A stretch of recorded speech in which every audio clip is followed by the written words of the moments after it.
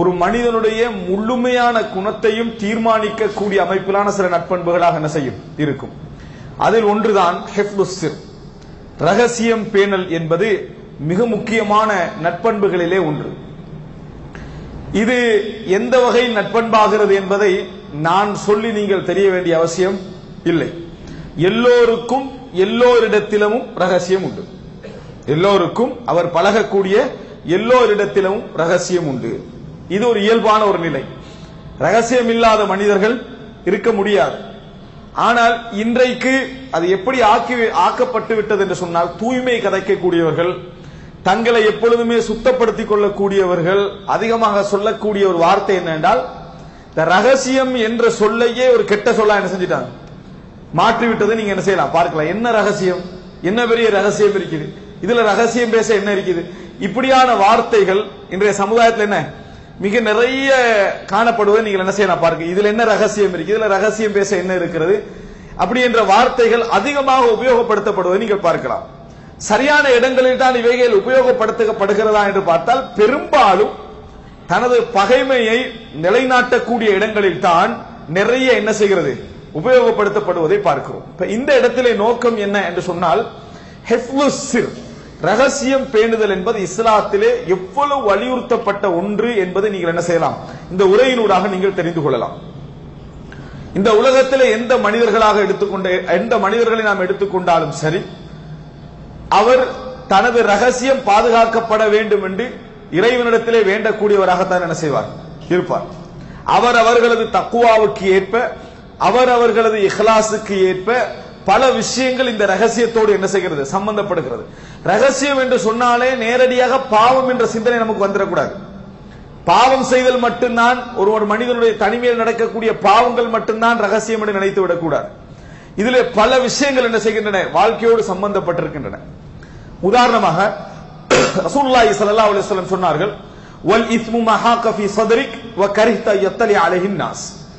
பாவம் என்று சொன்னால் உங்களது மனதை உறுத்த வேண்டும், மக்கள் அதை பார்ப்பதை நீங்கள் வெறுக்க வேண்டும். இதான் பாவம் என்று சொன்னார். இதுல ரெண்டுல ஒன்று இருந்தாலும் பாவம் இல்லை, ரெண்டு இருந்தா தான் என்ன பாவம். மக்கள் பார்ப்பதை வெறுக்கின்ற எல்லாமே பாவமா?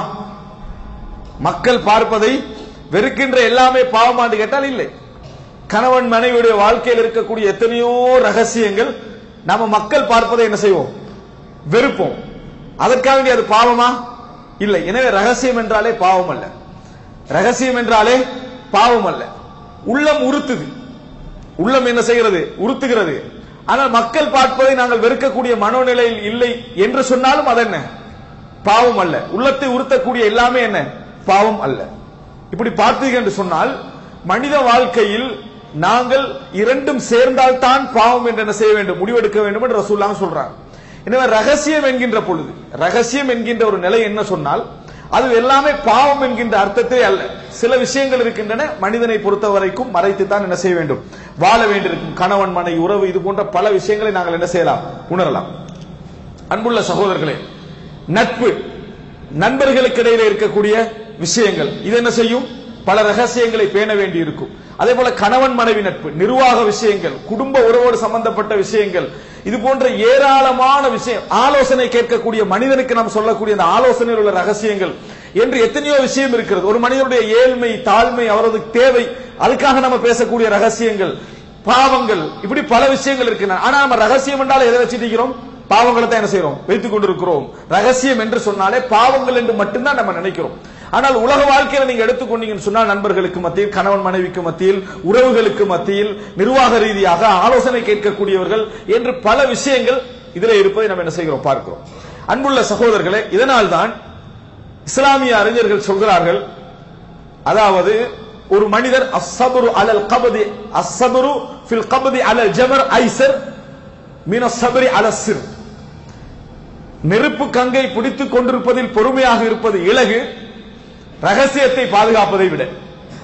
ரகசியத்தை பேணுறதுக்கு நெருப்பு கங்கை நீங்க கையில வச்சிருக்கிறதை விட மிகவும் பாரமானது, மிகவும் பாரமானதுன்னு சொல்ற.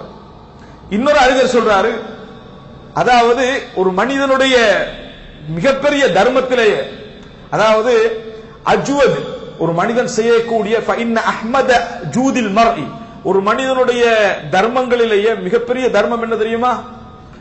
அல் இன்ஃபாகு ஃபீ மவாதிஇல் பிர், ஒரு அதாவது தேவையான இடங்களில் செலவழித்தல். வல் புக்லு ஃபீ மவாதிஇஸ் சிர், எங்கெல்லாம் ரகசியம் பேணப்பட வேண்டுமோ அங்கே கஞ்சத்தனமாக இருத்தல். எங்கெல்லாம் ரகசியம் பேணப்பட வேண்டுமோ அங்கே கஞ்சத்தனமாக இருத்தல். அப்படின்னா என்ன? ரகசியத்தை தர்மம் செய்யக்கூடாது. என்னட்டு நிறைய ரகசியம் இருக்கு, ஒவ்வொன்றா எடுத்து போடுவான்னு கேட்பான். இந்த தர்மம் செய்யக்கூடாது, இந்த தர்மம் செய்யக்கூடாது. பொருளாதாரத்தை நிறைய தர்மம் செய்யணும், பொருளாதாரத்தை நிறைய தர்மம் செய்யணும். ஃபைன்ன அஹ்மத ஜூதில் மர்இ அல் இன்ஃபாகு ஃபீ மவாதிஇல் பிர் வல் புக்லு ஃபீ மவாதிஇஸ் சிர், அதாவது தேவையான இடங்களில் தர்மம் செய்தல், ரகசியத்துக்குரிய இடங்களில் கஞ்சத்தனமாக இருத்தல். நீங்க எப்படிப்பட்ட ஒரு மனிதராக வாழ்ந்தால் அது மிகப்பெரிய தர்மம் என்று சொல்லப்படுகிறது என்றால், அவர்கிட்ட ஒரு செய்தியுமே உண்டை பத்தியுமே இல்லப்பா அப்படின்னு நிலைமையில் இருக்கும். எதை பத்தி கேட்டாலும் அவரை பத்தி தெரியுமா? தெரியாது. எதை பத்தியுமே அவர் தெரியாது. அடுத்த வீட்டை பத்தி தெரியாது, நண்பனை பத்தி தெரியாது, ஊரை பத்தி தெரியாது. எதை பத்தி ஒரு மனிதன் தெரியாது என்று சொல்றான், அவன் கஞ்சன் அர்த்தம். அவன் என்ன? கஞ்சன் அர்த்தம். இந்த கஞ்சத்தனம் ஒரு மனிதத்தில் இருந்தால் அதான் மிகச்சிறந்த தர்மம், அதான் மிகச்சிறந்த தர்மம் என்று ஒரு அறிஞர் சொல்வதை பார்க்கிறோம். இமாம் சுஃபியான் தௌரி ரஹிமஹுல்லாஹ் அவர்கள் சொல்கிறார்கள், ஃபைன் அரத்தன் துசாஹிப அஹத், நீ யாரையாவது நட்பு கொள்ள விரும்பினால், நான் இது ஆரம்பமாக சொல்லிக் கொள்வது ரகசியம் பேணல் என்பது எவ்வளவு உயர்ந்த குணம் என்பதை நீங்கள் புரிந்து கொள்வதற்காக. இது அரத்தன் துசாஹிப அஹத், நீங்க யாரையாவது நட்பு கொள்ள விரும்பினீங்கன்னு சொன்னால் முதலாவது அவரோடு பழகுங்கள். நட்பை நீங்க கன்ஃபார்ம் பண்ணுவதற்கு முன்னால பழகுங்கள். கொஞ்சம் ரகசியங்களை அவர்களோடு பகிர்ந்து கொள்ளுங்கள். பின்னர் அதாவது அவரை கோபத்துக்குள்ளாகுங்கள், பின்னர் பிரிந்து விடுங்கள். பின்னர் ஒருவரை துஸ்ஸலஹு அஹதன், ஒருவரை நீங்கள் நியமித்து உங்களை பற்றி அவரிடத்தில் விசாரிக்க சொல்லுங்கள். அவர் உங்கள் ரகசியத்தை பேணினால் அவர்தான் நண்பர். இதாண்டா கிடைச்சது சான்ஸ் என்று அவர் பரத்தினால் அதுதான் உனக்கு நட்புக்குரிய. கடைசியாக நீ என்ன செய்யணும்?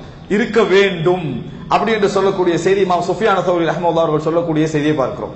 ஹிஃப்லுஸ் சிர் என்பது பாவம் அல்ல, ரகசியத்தை பேணுவது என்பது என்ன? பாவம் அல்ல. எல்லோருக்கும் ரகசியம் உண்டு, ஒவ்வொரு மனித வாழ்க்கையிலும் என்ன. அதனால அல்லாஹ் தஆலா என்ன, மன் கஷியர் ரஹ்மான பில் கைப் வஜாஅ பிகல்பின் முனீப் வ கஷியர் ரஹ்மான, அதாவது ரகசியத்தை மறைவான நேரத்தில் இறைவனை அஞ்சி மீளக்கூடிய உள்ளத்தோடு யார் இறைவனிடத்திலே வருகிறாரோ அப்படின்னு வருது. ஏன்? பகிரங்கமாக எல்லோரும் நல்லவர்கள் தான், ரகசியமாக ஒரு மனிதன் நல்லவனாக இருப்பது இருக்கிறது அதுதான் உலகத்திலே மிக உயர்ந்த குணம் என்பதனால் தான் அல்லாஹ் தஆலா மன் கஷியர் ரஹ்மான பில் கைப், அதாவது ரகசியம் தனிமையில் இறைவனை பயந்தவர்கள் என்று சொல்வதற்கான காரணம் அதுதான். அன்புள்ள சகோதரர்களே, இது இஸ்லாமிய அறிஞர்கள் இந்த ரகசியத்தை புரிந்து வைத்த ஒரு விஷயம். ஒரு அறிஞர் சொல்கிறார், அதாவது ஃபலா கைர ஃபீமன் லா யராக இல்லா மஅசூமா, நீ பாவம் செய்யாதவனாகவே உன்னோடு பழகக்கூடிய நினைத்து உன்னோடு பழகக்கூடியவனில் எந்த கைரும் இல்லை. நீ பாவம் செய்யாதவனாகவே உன்னை நினைத்து பழகக்கூடியவர்களில் எந்த கைருமே கிடையாது. காரணம் என்ன? எல்லாருக்குமே தெரியும் தான் பாவி என்று. அவர் அவருடைய இஹ்லாஸுக்கு ஏற்ப, அவருடைய தக்வாவுக்கு ஏற்ப அவருடைய பாவம் இருப்பது தெரியும். மற்றவனை மட்டும் நபியா பார்த்து யாரெல்லாம் பழகுறாங்களோ அவனோட உனக்கு எந்த விதமான கைரும் என்ன கிடையாது என்பதை நாம் என்ன செய்கிறோம் பார்க்கிறோம். அன்புள்ள சகோதரர்களே, இவைகள் எல்லாம் நீங்க பார்த்தீங்க என்று சொன்னால் சிறந்த குணம் ஹிஃப்லுஸ் சிர், ரகசியத்தை பாதுகாத்தல் ஒரு மிகச்சிறந்த குணம் என்பதை நாம் என்ன செய்கிறோம் பார்க்கிறோம். அதிலே பொறுமையாக இருத்தல், ஒரு மனிதனுடைய ரகசியம் கிடைத்து அந்த தகவல்ல பொறுமையாக இருத்தல் இருக்கிறதே அது ஒரு மிகச்சிறந்த குணம். எங்க சமுதாயத்தில் நீங்க பார்க்கலாம், ரகசியம் பேன்றவங்க உச்சகட்டமாக நம்ம சமுதாயத்தில் காண முடியுது. அதாவது ஒரு அல்லாஹு தஆலா ரஹமத்து செய்த ஒரு சிலரை தவிர ரகசியம் பேன்று நினைக்கக்கூடியவர்கள் என்ன செய்வாங்க தெரியுமா? யாரையாவது ஒரு விஷயத்தை ஏதாவது கேட்டேன்டா, நிறைய விஷயம் இருக்குது, நம்ம நீ ரகசியத்தை பேணணும் அதனால எதுவும் சொல்றது இல்லை என்றது. இதை விட சொல்லாம என்ன செய்யலாம்? நிறைய விஷயம் இருக்குது, என்னால் இஸ்லாம் ரகசியத்தை பேண சொல்லுது, அதனால நான் சொல்வது இப்படித்தான் பேணுறது ரகசியம். இப்படி பேண அர்த்தம் என்ன? அதை விட வேற ஏதாவது தேவையா இருக்கு? ஏனென்றால் உலகத்தில் பொதுவாக சொல்றது ஆகப்பெரிய சோதனை, பொதுவாக சொல்வதுதான் ஆகப்பெரிய சோதனை. விஷயத்தை சொல்லிட்டாரு, இதைத்தான அந்த ரகசியம் என்றார்னு உங்களுக்கு தெளிவா விளங்கும். ஒரு சில விஷயம் சொல்ல முடியாதுன்னு சொல்லிட்டு அவன் எதை நினைக்கலாமே, உலகமா கொடுமையை நினைக்கலாம், ஆகப்பெரிய கெட்டதை நினைக்கலாம், எதையும் நினைக்கலாம், பொதுவா சொல்லிட்டு போயிடுறாரு. பேன்றாராம். இதை விட எது நல்லது? சொல்றானே ஒருத்தன் ரகசியத்தை, அவன் நல்லவன். இவனோட ஒப்பிட்டா ஏன்? அவன் தெளிவா இதான் விஷயம் என்ன செஞ்சுக்கிறான், சொல்லிவிட்டு போயிருப்பான். இவன் பொதுவா வச்சுட்டு போனா எப்படி இருக்கும்? இதான் எங்களை அவங்க ரகசியம் பேணக்கூடிய நிலை. அன்புள்ள சகோதரர்களே, எனவே ஆள் மனதிலே பதிய வைத்துக் கொள்ளுங்கள். நம்ம சிறந்தவர் என்று அடையாளப்படுத்தப்படுகின்ற சில முக்கியமான குணங்களில் இது ஒரு மிக பிரதானமான குணம். ரகசியத்தை பாதுகாத்தல் என்பது மிக பிரதானமான குணம்.